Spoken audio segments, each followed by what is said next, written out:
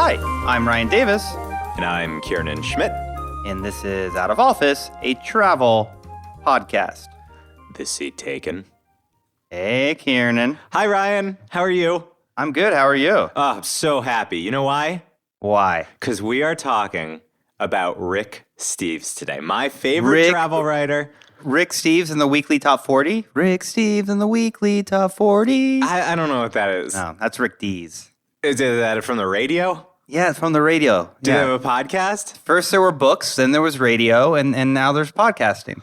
I think But there's that's TV really the also same in the as middle. radio. Yeah, okay, yeah. well, this time we're concentrating on books. I mean, Rick Steves, he's a travel empire.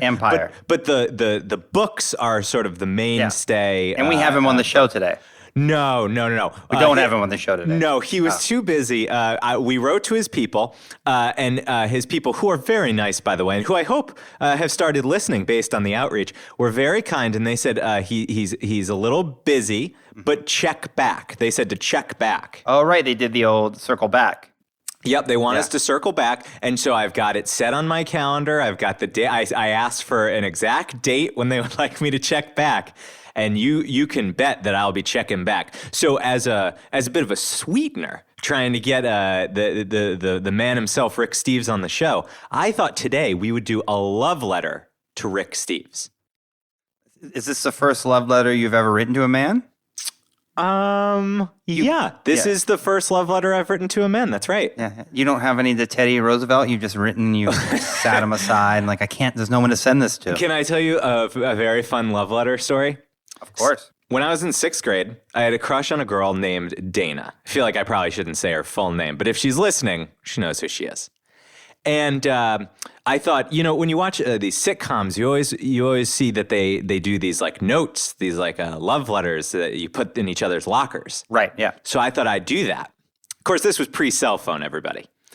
And how old are you, Kiernan? Oh, you're talking about Rick Dees. He died in like 1982. And so I put in there, I have a crush on you, and I'll give you 3 hints to who I am. Really? Yeah, and the first one was like, I'm in your English class, and the second one was, I'm also in your math class, and then the third one, and this was the real genius of it. I said, I'm good friends with Kiernan Schmidt, and I misspelled my own name on purpose. So she would think it wasn't you. Not only would she think that it wasn't me, but she also would then have a reason to come talk to me, right? Because your friend doesn't even know how to spell your name. She would come. He didn't say he was my best friend. And she would come and she would try to talk to me about who my friends are. And then I would charm her so much that she would forget all about the letter and the friend and then be in love with me. It's a good plan, right? How did it work? So the way it worked was she went to probably the most popular guy in school whose name was Peter. Mm-hmm, mm-hmm. And she said to Peter, are you friends with Kiernan Schmidt? And he said, yeah, I'm all right with Kiernan Schmidt. And she said, if Peter was the most popular guy in school, he did not say that. No. This is where the plan blew up. I didn't anticipate this. And then she said, oh, do you have a crush on me? He said, yes. And the two of them went out for like 2 years. So that was incredible. You set up in a way I brought them together. So anyway, let's hope that this love letter to Rick Steves works out a little better. Someday we're going to look back right before we bring on Rick Steves for an interview, and we're going to say episode 28 is where it all happened, a love letter to Rick Steves. And then Rick Steves is going to do the wrong podcast. He's going to do the Out of Office, the Office UK edition podcast. I mean, for what it's worth, if I had to guess, he'll probably do his son's travel podcast, which is called Andy Steves. I think we share a little bit more of a travel philosophy with Rick. But you know what? We're getting ahead of ourselves. Yeah. We got a lot to get to up top. First, we've got a little listener mail. Oh, let's open up the mailbag. Doesn't it feel like we should have a sound effect for the mailbag, but we don't? I think nowadays I think we should come up with one. It's not travel related. There's nothing. Trust me, I've really thought about it. I'll think about it. No, I have thought about it, is what I'm saying. Yeah. All right, so I got a note from a listener whose name is Sophia. And Sophia said, okay, so I'm listening to the airplane etiquette episode. First of all, starting off very just okay, so it's like we're already friends with this Sophia. Right. She said, it's great, except I feel that bringing a Ziploc bag to dispose of your banana peel makes you neither salt of the earth nor man of the people. Those who listen to the episode may remember that I asserted that I bring a plastic bag and make a big show of putting a banana peel into it so that I demonstrate to my seatmates how considerate I am. Right. She said, because you are adding plastic, non-biodegradable waste to a banana peel, which is the definition of compostable. Right. I mean, nature has given us the banana peel, which already protects the banana. So you don't need a plastic bag for it. And this is additional. I totally agree with her. She then goes on to suggest, why don't you just immediately go throw that peel away in the bathroom trash? That's what I would do. And that is why aisle seats are key. And then she says, apart from that, I'm very much enjoying the show. Right. But she added a PS. However, I do admire the way you protect your fellow passengers from that awful banana peel smell. So, all right. So, kind of hit me with one hand and pat me with the other. Yeah, I mean, that wasn't so bad. I think that it's nice to be aware of the amount of plastic that one uses. I'm incredibly careful with my plastic consumption. But do you really think this matters when we're flying on giant airplanes, burning gas? I mean, I feel like I'm just trying to be polite to the people next to me. If anything, I think that's more considerate. And who's to say? I never said what I do with the plastic bag. You might reuse the it. Journey. It's exactly right. So what I'm going to do from now on, Sophia, in answer to your concern, which I do recognize a legitimate concern. You got trash. There's pellets all over the ocean, and now we're eating fish that have got the micro pellets in them. What I'm going to do is I'm going to put the banana peel in there, and then I'm going to take it with me when I leave the plane. And then I'm going to go and I'm going to throw it out and I'm going to just wash out that plastic bag. I'm going to reuse the bag because of Sophia's writing in. Now, she asks about the bathroom trash can. I have a real problem using that trash can because I find that the door is hyper springy. So when you push something into it, it's good. Your hand is going to get hit by that trash lid. And when I think about the things that have been smeared on an airplane bathroom trash lid, I just can't handle the thought of that grazing my hand. Yeah, those are pretty gross. Yeah. And the things that people throw away in there throughout the flight, the banana peel doesn't want to spend its final days. I mean, another move could be wait to have the banana until I see the flight attendant pass me by doing the trash collection. And then I could do the banana and then immediately put it in to the trash collection that's coming down the aisle. But I got to say, that doesn't really work for me because the whole reason I'm bringing it as a snack so that I can have it when I'm hungry. And the likelihood that that's going to line up with trash being walked up and down the aisle, very unlikely. Yeah, no, I think the solution is obvious. Just use the vomit bag. Yep, we talked about the vomit bag. I think the vomit bag is a good meeting in the middle. We should really look into whether vomit bags are recyclable. That might be the answer. If the vomit bag is recyclable, all of this is moot. And if it's not recyclable, I think that's a market opportunity for green, sustainable vomit bags and airlines. Well, I mean, a lot of vomit is green, so green vomit bags, absolutely. Ryan, I've just done a quick bit of internet research. As it turns out, you can get biodegradable vomit bags wholesale from none other than Alibaba. Really? Absolutely. Well, order 20, 30,000 of those so you have them. You can have them handy. Absolutely. Handy. Well, I mean, if you're ordering from Alibaba, you usually have to order in bulk like that. Yeah. So maybe I'll send one to Sophia. And thanks for the mail. But we got to move on because we also have a recalculating. Recalculating. Recalculating. Now, Ryan, recalculating is when somebody has made a mistake. No. In general, you've made a mistake. No, I haven't made a mistake. Right. This is actually a follow-up to a story, so it's not a mistake at all. But there's a theme on our show. We often like to talk about certain things that come back that either you enjoy or I enjoy.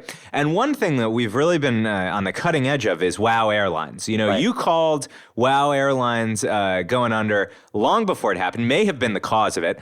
I'm a WOW Airlines enthusiast, and there has been some breaking news out there on a blog called simplyflying.com. Simply Flying says that the airline CEO, former CEO, Skuli Mogensen, is out seeking investment for a new airline that will operate on the same principle as WOW Air.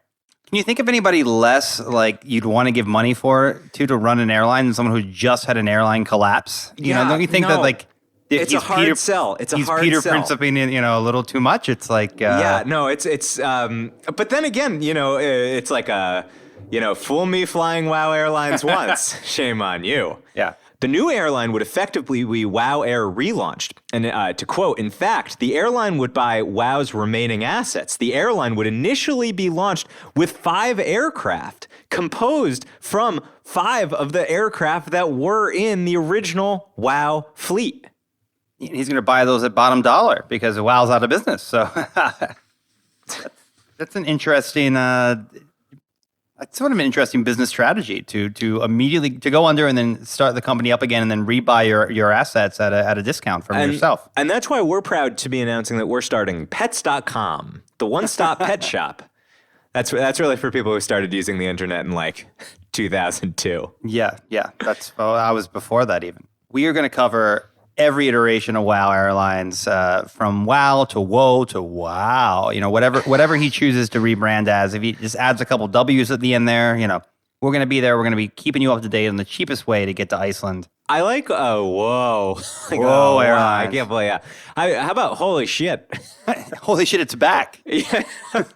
Well, the ads write themselves. So WOW, we will be, I think you got 2 shareholders right here. We are anxious to put our money where my mouth is, at least. And I will be investing in the new WOW Airlines. Wow. Now, Ryan, with that, I think it's time to take off.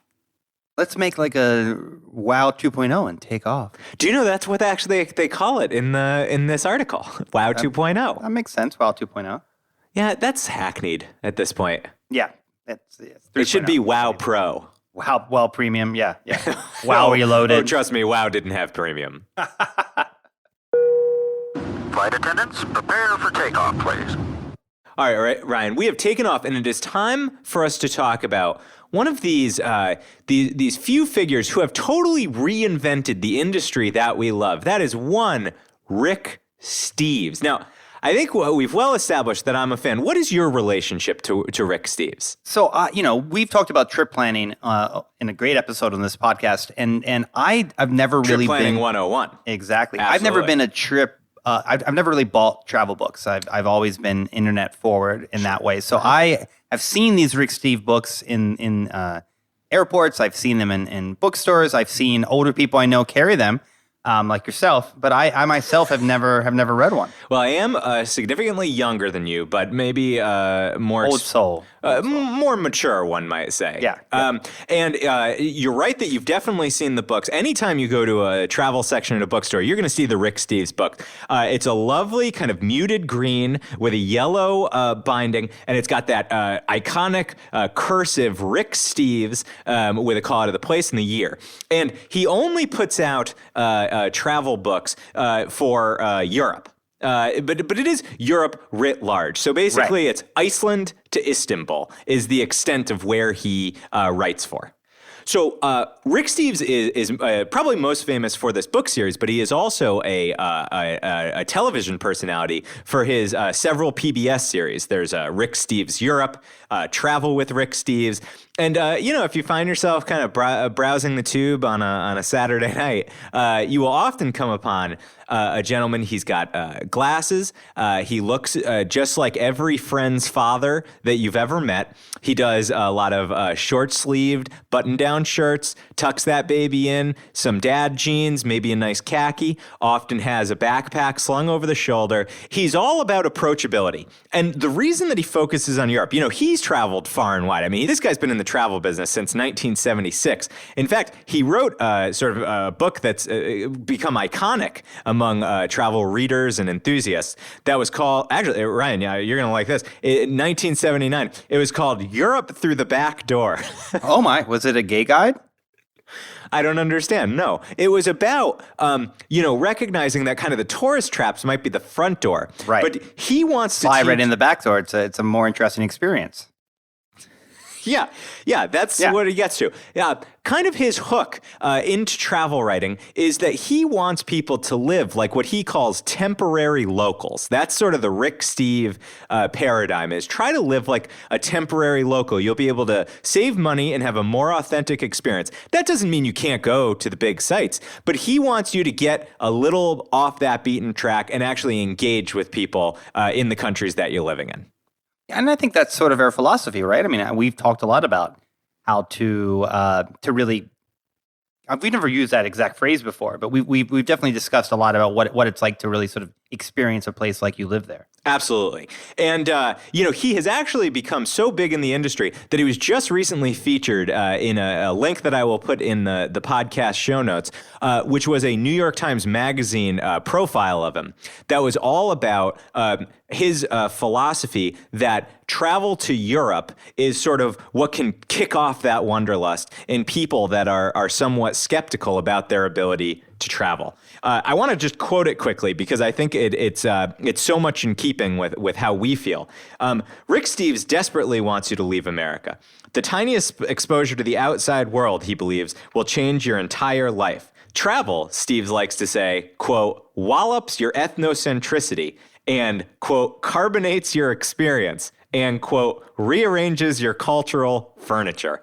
I mean, this guy, he's like the most quotable dude that you'd ever meet. He's so lovable. You just desperately want to travel with him. Rick Steves has actually codified his philosophy around travel, sort of making humans more empathetic to each other in a newer book called Travel as a Political Act. And he's really calling on people to feel it as a moral obligation that if you have the means, take a trip and try to put yourself in other people's shoes. And I have noticed during the Trump presidency, he's been even more outspoken in this way. And actually, the reason that his company said that he wouldn't have the bandwidth to necessarily come on the show just yet, is because he's actually working with the Bill and Melinda Gates Foundation against world hunger. And so certainly he's living out this promise that going abroad makes you more in tune with global issues.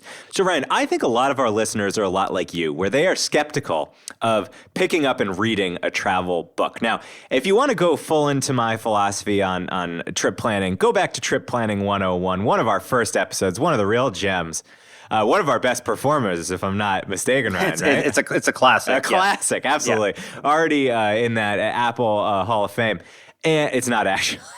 I thought it might be useful for me to just give the hard sell on these Rick Steves travel books, because I really think for those who are embarking for the first time on a European capital, what they offer is a sensitivity that I think a lot of travel guides or even web sites or even web guides overlook, which is often you have very limited time. So say you're going to London, you're hitting the British Museum, you probably only have an hour and a half to 2 hours before the jet lag sets in, or you have to rush to the National Portrait Gallery or get to the London Bridge.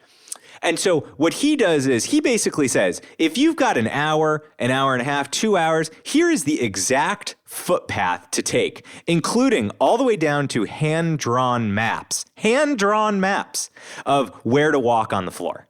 So of museums, it'll be like, walk this way, walk this way. Take a left. Walk this many feet in front of you. You are now looking at a priceless treasure from Egypt. Walk to the right, turn left, go down the hall. It's that specific. That's pretty cool. That was my introduction into London, Barcelona, Paris. It was always with Rick Steves holding my hand. And I always find that he's able to uncover kind of anecdotes and a little bit of He injects a little bit of silliness and relatability into his prose. I thought something that I could use to demonstrate this. I recently used his guide on my trip to Iceland, and I was particularly taken with his description of what is called Ryan, this is really going to feed into what you accused me of last episode. Do you remember you said I was often phallic-centric? Yeah, well, I thought that about you for a long time, Karen. Right. Well, here's something that really brings Europe through the back door. There's a museum in Reykjavik called the Icelandic Phallological Museum. And it's a one-room collection of preserved animal penises. Really? Yep. And this is how Rick Steves describes it. I'm going to just quote it exactly. Please.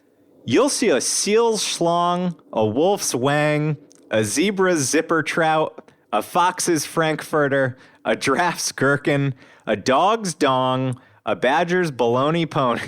Rick. A squirrel's schwans. I don't know what that one means. You ever heard of that one? Schwans? A schwang? Yeah, absolutely. No, not a schlong, a schwans. I've heard of swan. Yeah, I think so. Schwanz, and I have to look that one up. Anyway, I'm only halfway through the list. Let me just keep going. A coyote's crankshaft, a horse's hardware, a reindeer's rod, an elephant's equipment, and lots of whale willies.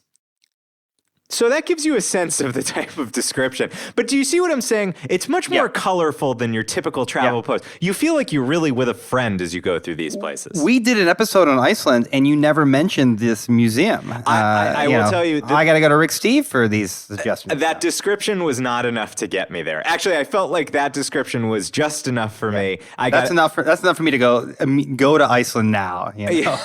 I mean, you might say that I got a taste of the phallological museum, and that's all I needed. Yeah, you weren't hard up to go. Oh boy.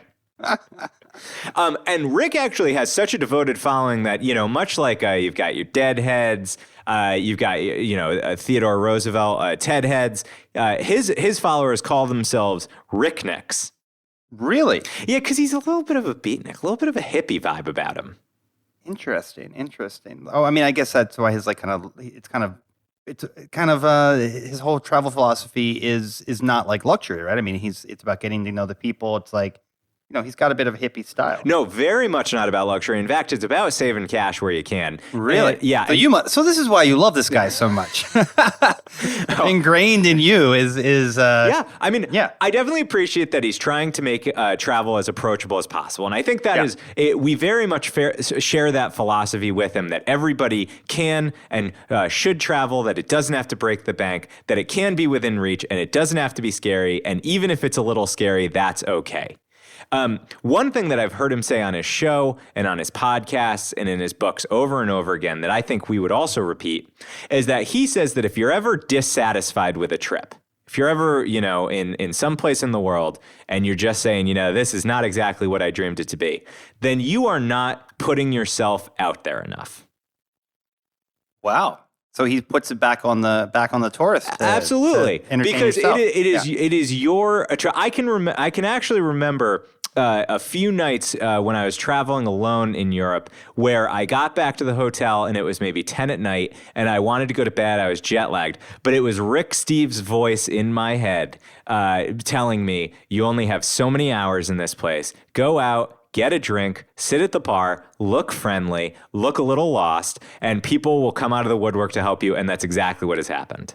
That happens pretty much everywhere. Yeah, people are nice. People want to engage. People want to get to know each other. Yeah, that has worked for me. That going out, meeting people, sit at a bar, and people will talk to you all across the English-speaking world, with the exception of Belfast. I sat at that bar at Belfast for hours, and I might have looked too Catholic or something, but I did not make any friends there. It was a very, very, very cold for an Irish pub. I think Rick Steves would probably say that you should have headed out to another friendlier pub. Then you should have just been out on the road. I eventually pulled up an app and made a friend the new way.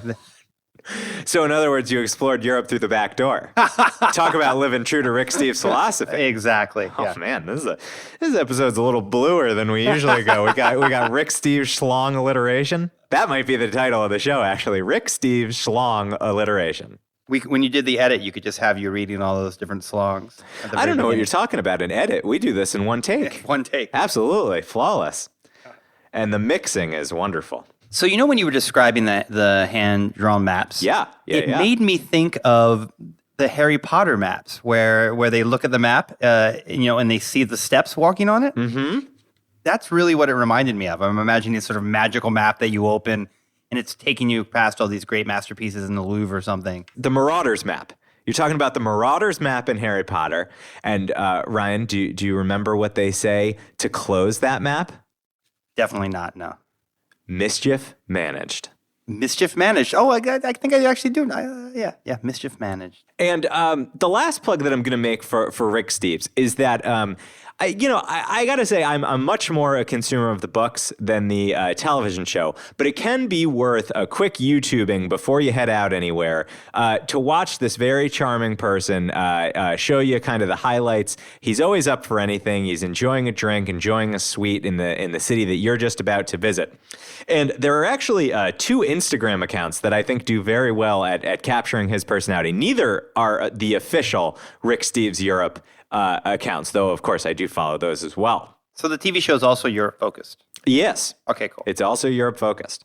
So the first is, and this is an odd one, it's called @same picture of Rick Steves. And the entire account is just the same kind of smirky Rick Steves picture.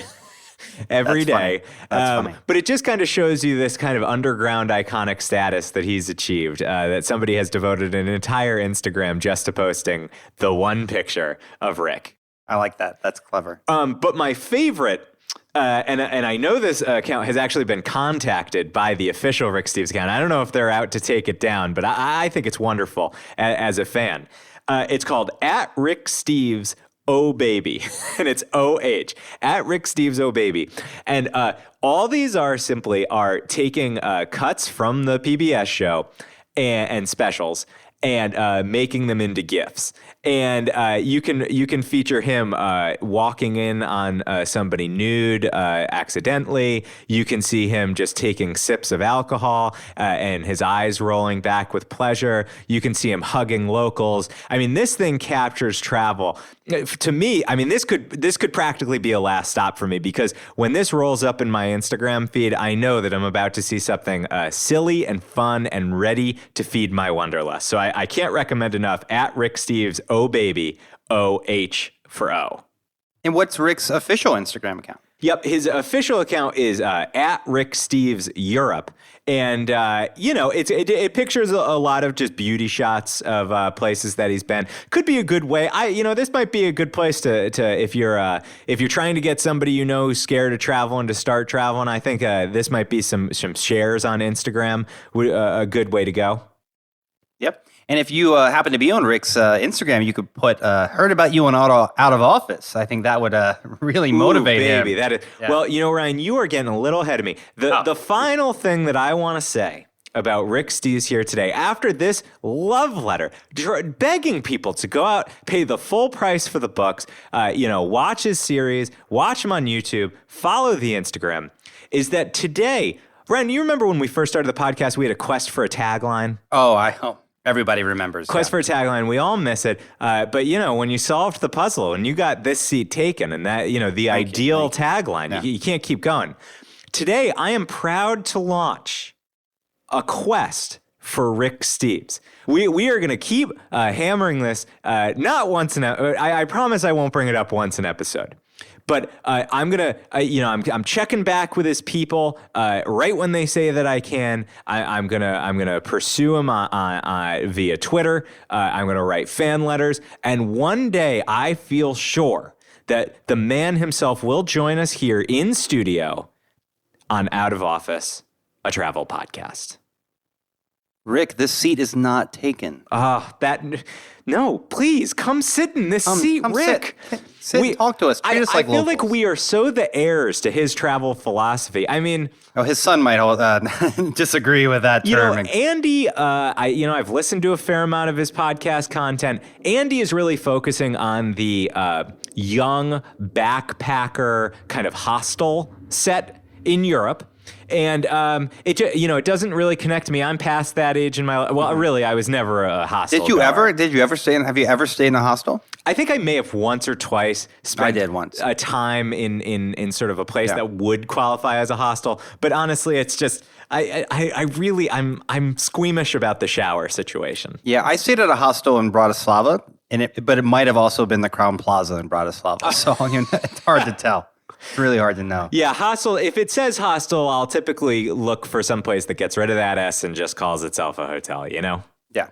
I'm not sure why anything really would call it. Well, I guess you're trying to appeal to the backpacker set. Yeah. So that's where Andy Steves is focusing. I think, Rick, if you're looking for two suns, we're right here, buddy. Right here. I'll probably cut that. Yeah, please do. All right, Rick. Well, you heard it here. This seat not taken. Ryan, I think it's time for the last stop. The last stop. Ladies and gentlemen, this is the last stop on this train. Everyone, please leave the train.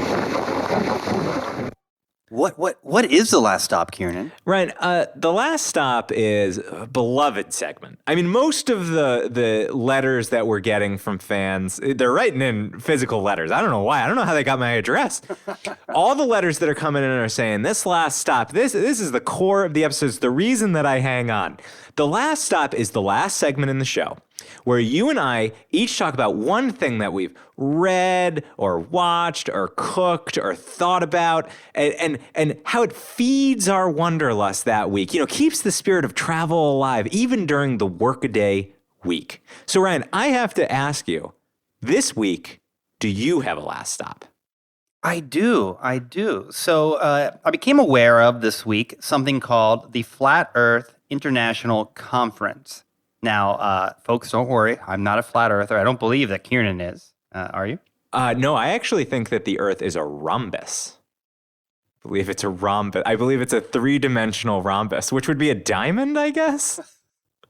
I have a whole, I've looked on the map at where they say Europe is, and it just doesn't feel right to me. It feels like I passed from one plane onto another. Right. Okay.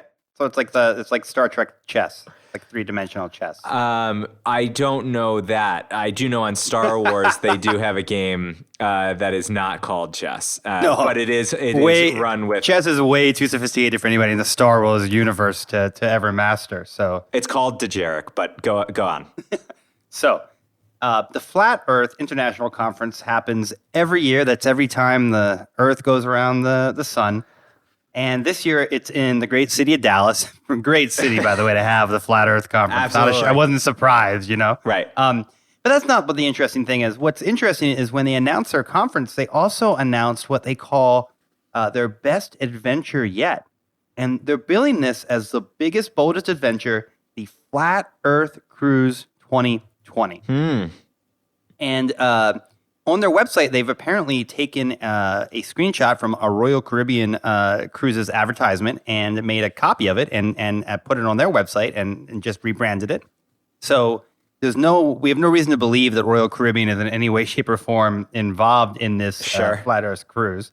But they are promising that they're going to take you all the way to what they call the ice wall barrier, which is, of course, Antarctica, which stretches around the outside of the disc-shaped Earth.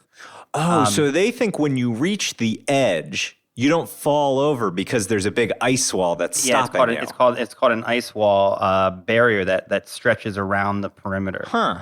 Yeah, so they're going to take you straight to that. They're really just going to take the cruise. It's going to be like a cruise that goes to Antarctica and turns around and comes back like every other cruise does when it goes to Antarctica. So they don't plan on like trying to scale the wall and look beyond. I feel like that would, they might, they would be disappointed, right? If they saw that, Well, presumably they'd all die from hypothermia because they're going to get to Antarctica and think that it's a wall that they can get over. Right, and it's not actually a wall. It's a rhombus. It's a rhombus. Yeah. So they're gonna test this assertion that the Earth is flat by going all the way to the edge. I'd love to know the science that's going to happen on board. Yeah, exactly. Well, one of the things they're getting made fun of, obviously, is that nautical maps and navigation technologies all require like GPS to work, and the only reason why GPS works is because the Earth is around. Globe. Yeah, it's around. So, hopefully the flat Earth people won't have a flat earther actually captaining the vessel, or it could be very risky. I love to know what they think. So they think that it's all just a big plate, and that they call it a pancake-like disc. Sure, and then we are all on top of the pancake. But I'd love to know what they think is underneath the pancake. Is there a whole nother world to explore if we got over that wall to the underside? That they That I have no idea because when every picture they show of the Earth that is flat, Yeah. I mean it literally looks like you've taken a globe and you've just stepped on it. Sure, And sure. it's, so I don't know what would be under there, but maybe like a whole other civilization or something. If you could just get around to that other side of the flat Earth. Now, if you were an enormous being and you could step on the globe to flatten it, where would you try to plant your foot? Well, you'd want one of the poles to be in the middle, right? So they believe that the North Pole is actually in the middle of the disc. So you would have to step on basically Santa's little house, right, to get it like a nice. Well, that's not very nice. God, That's of how all you- the people you want to step on, Santa Claus. Well, unfortunately, he's the only person who lives up there in the North Pole, right? I mean, his wife lives there too. I guess. So where do they believe the South Pole is? On the other side of the pancake? There is no South Pole. There is no South Pole. Yeah, no South Yeah. Pole. There's no South Pole, right? Why? How would there be? Because it's just an ice wall. Yeah, but do we really know it's round? Well, they argue no. They argue that NASA. Yeah, I understand that. Us. I mean, when I look off at the horizon, it just looks flat to me. I'm looking at it right now. This seems, this is what they think. All right, Have well- you ever met a person who had an extreme belief like that? Yeah, there was a woman I went to college with who she said that she didn't believe that fossils were real. And by the way, I believe that she's revised this belief further on into her adult life.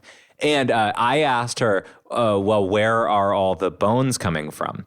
And she said they are planted there by scientists and paleontologists so they can become rich and famous, which explains why there's so many rich and famous paleontologists walking around shoving all that fossil money in my face. Big fossil. Big fossil. Keeping us down. I think big fossil is big oil. It's just fossils later on. I don't have any friends who are flat earthers, though. I definitely have friends who believe in aliens and I believe in aliens. You don't believe in aliens? I used to believe in aliens, but I'm pretty convinced these days that if there were aliens, we would already have some evidence of them In the entire humongous universe? No way. They could be galaxies and galaxies and galaxies away. We'd have no chance.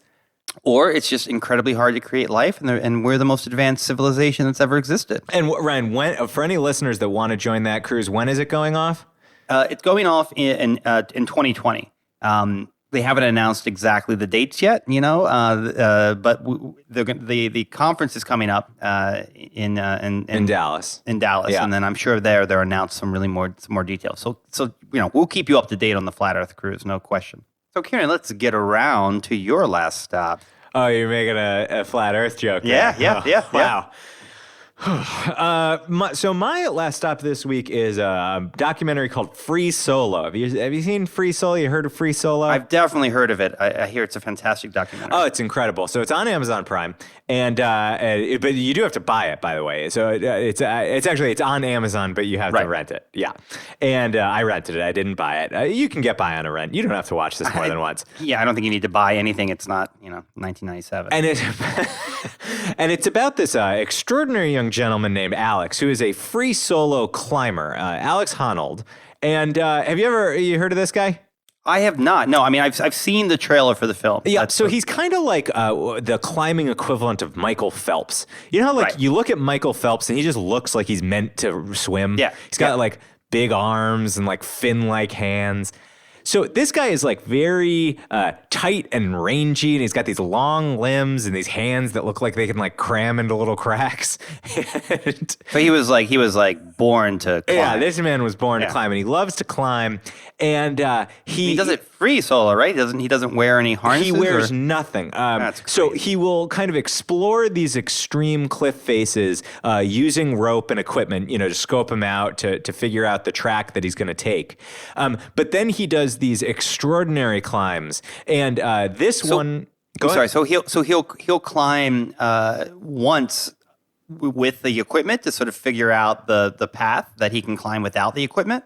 So what he will do is he will at least in the movie, what he does is he does the climb piecemeal. So he does rope up, brings himself up, studies the cliff face, looks at where the holds can be. Actually, one of the most affecting moments in the documentary, I think, is when he is reading out from a journal that he keeps of exactly what path he will be taking. So it's not like he's like riffing when he's going to do this. He knows that a path exists that he can climb. It's just extraordinarily hard. And if he makes one mistake, he falls and dies. And is he climbing? I mean, the title suggests solo. Are people climbing with him?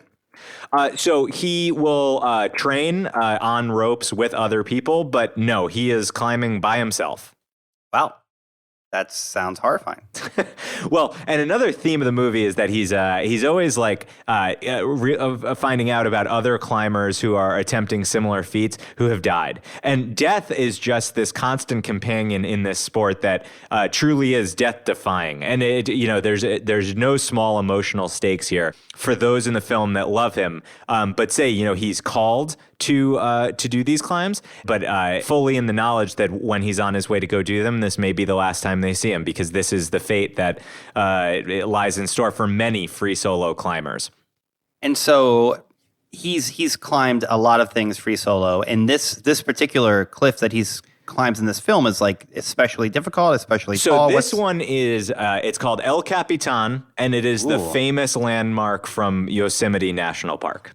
So you must have really you've also done this climb then. No, I have not. I consider myself more in training, Ryan, and Right. you will be one of the first ones I tell when I'm ready to go, even though I know the long... You have that upper body strength that I would imagine you could propel yourself up a mountain. Yeah, I mean, I definitely, when I'm, like opening a can to, Right. I like to really rip in with the can opener. And I do find that my bicep is developing a nice, it looks like a snake has eaten maybe like a small rock. Right. Yeah. No. So that you could get up a hill, Yeah, maybe with ropes and a car.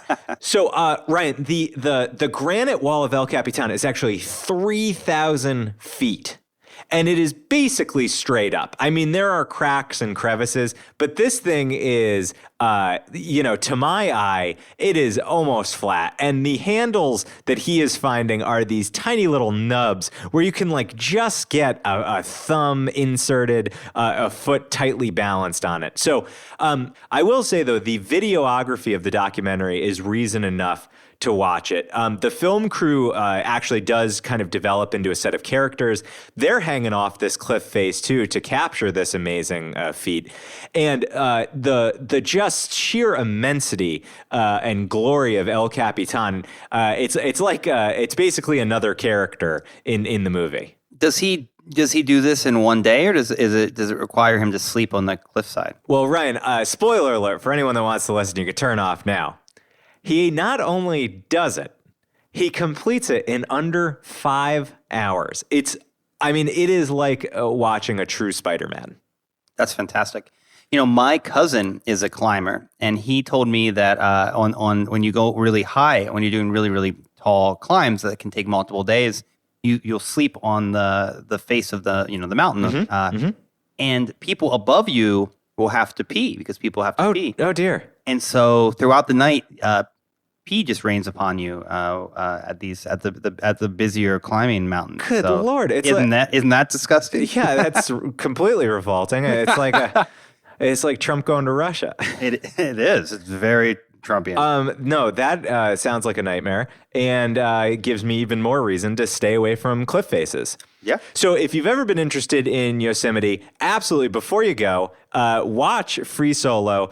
Your hands will be balled in tense. Your hands will be balled together, and you'll be holding clenched, perhaps. Clenched.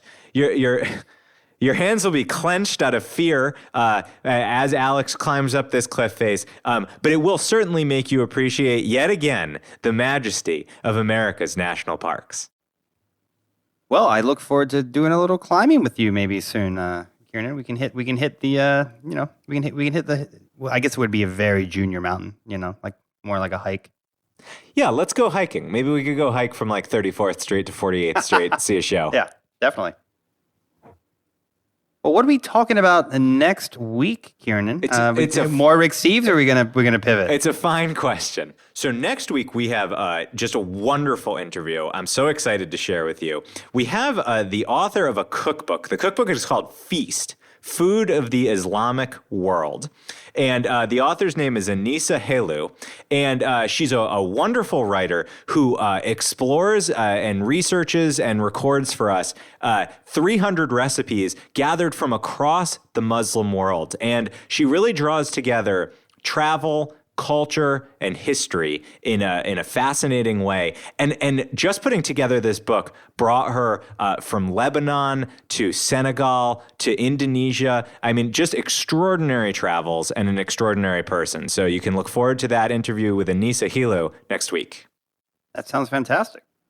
Well, until then, I'm Ryan Davis. And I'm Kieran Schmidt. And this is Out of Office, your Rick Steves experience. This seat taken. Rick, come to us.